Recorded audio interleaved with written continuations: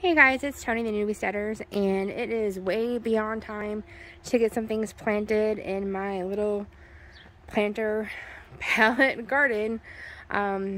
We recently in December bought a house, our very first house. We're super excited, and it's on 3/4 of an acre in the city though, which, I mean, whatever, I don't care. I'm just glad I'll be able to plant stuff.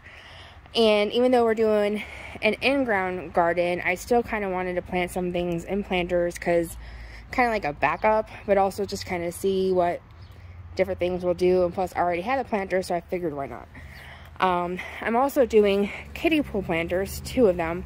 I've done one before, and the reason I'm actually making the video is because I had gotten recently some questions about an update, how they did and whatnot, and I figured since I was already going to be planting in planters anyways, why not do this too. I wanted to plant strawberries, but I haven't really fully made a permanent like garden plan for our home, and so I didn't want to like stick it into an area when I knew it was probably going to change. And I'm like almost like 100% positive that our garden plan is going to change next year because yeah, it's already in my head.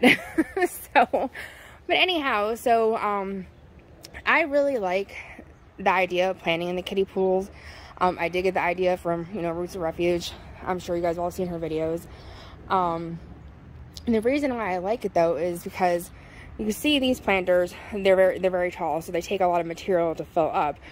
Most plants, in my opinion, I could be very wrong, don't need that much depth.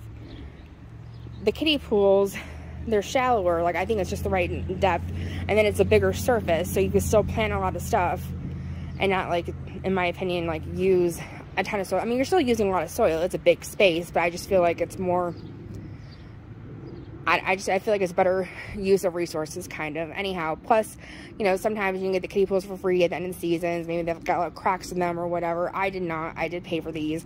They were $16 each at Walmart, which I thought was, I mean, honestly, for making like a bed that size, I think it's like 5 feet across. It's a pretty good deal. Like making one from wood would cost more. And again, I just need something for a year, maybe 2, maybe longer, who knows, until I get everything plan, because I mean my property, which I'll have another video soon, it's a pretty decent size. So anyhow, I am doing strawberries in this one, and there's a possibility I might need another flat. This one I was gonna do like an herb bed, but that's kind of changing too, so that could be just like a miscellaneous bed, or I might even go get another flat of strawberries. I did pick out these are everbearing strawberries, and I got them from a local nursery. The first time I tried the kiddie pool of strawberries, I bought bare roots, and I just don't think that bare roots are for me. I left them in the package way too long, and they just didn't do well. They died. However, the herbs I planted in that video did do very well.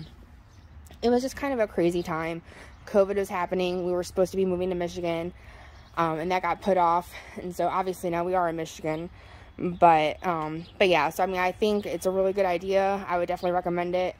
I do not recommend bare root strawberries though. So anyhow, so I did get everbearing strawberries.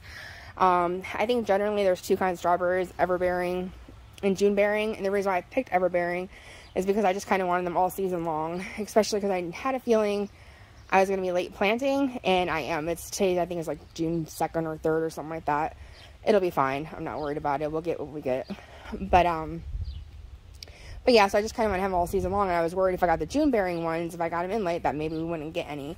The benefits to the June bearing is you get all of them at once, and so if you're like trying to make jam or something like that or whatnot, it's really good. Hold on, I gotta sneeze.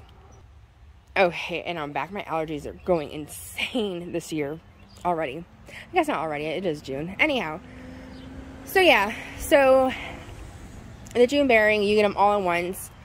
Everbearing not. But even if I want to make jam with these, I could just put them in the freezer, and then when I get enough to make jam, just thaw them out. So I figured I would just go with these.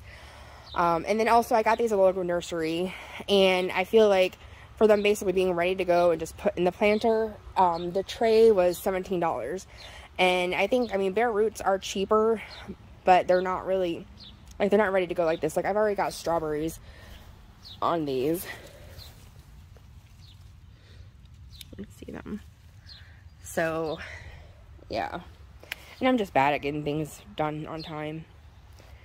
So yeah, so I'm going to plant these up today, and I will be right back. Just a quick side note, make sure you water really thoroughly before you plant stuff in pots, because as you can see, it's kind of like, if I would have planted things in there before watering it, because it was all dry, everything would be like floating.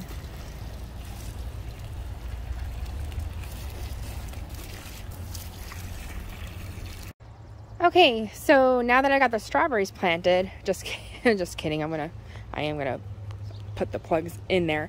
But yeah, so it looked like one flat, which held 32 strawberry plants, was plenty big for this space. Like I said, I believe it's 5 feet, a 5-foot pool across or whatnot. And I was thinking as I was pulling these out, you know, like recently, I'm sure you guys have heard that there has been a recall on strawberries, I think even organic ones, for hepatitis. I think it's A. Like, that is so like freaking insane to me.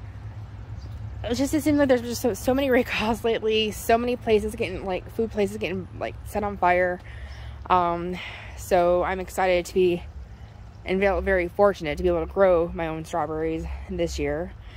But yeah, so anyhow, back to getting them in.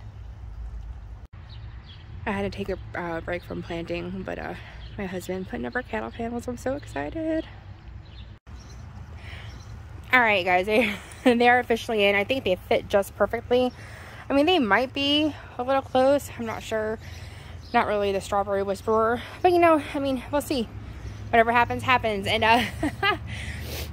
so I went inside to blow my nose, and while I was sitting there cooling off, I was rewatching the video that I made, and I cannot believe how ridiculous I sound when I say strawberries. And now I'm like really like trying to enunciate it to not sound so ridiculous, but and every time I said it, it was like strawberry. No, strawberry. I'm very excited for my strawberries. And I say a lot, so that was a little cringy. Anyhow, oh shoot, I did it again. So yeah, one thing I didn't mention was what we filled it up with. So to kind of help make it cheaper, because dirt is ridiculously expensive too, probably about halfway up, maybe a little bit more, maybe 3/4, maybe not quite. We filled it with, I'm not gonna be able to stop saying it now.